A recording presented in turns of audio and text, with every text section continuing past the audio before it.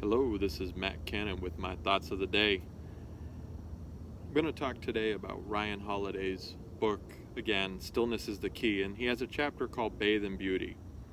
And he talks about Anne Frank, and she wrote something very beautiful. She says, "Beauty remains even in misfortune.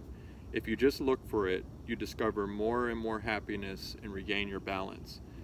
And for those who don't know, Anne Frank had a very rough life, and there's a book written that she wrote called The Diary of Anne Frank, and it's all her journals.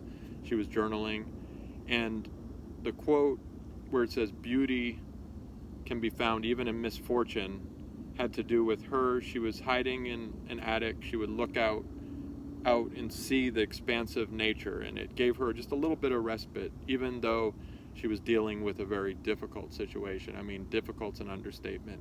Just go read The Diary of Anne Frank and you'll hear and see more about what she dealt with.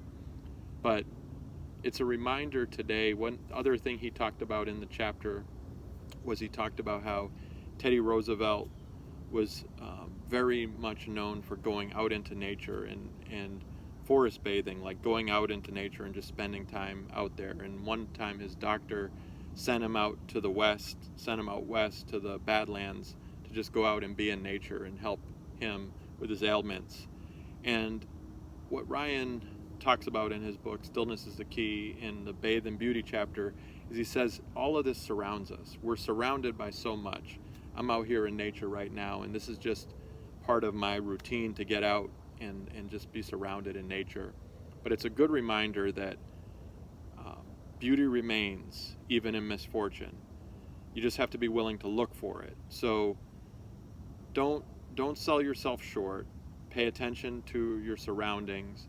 It's simple things, and you don't have to be out in the middle of nature. You could be in the city, and even just hearing the sound of your environment, hearing the sound of what's going on around you, and you'd be amazed at how many small things that we miss just because we're not paying attention.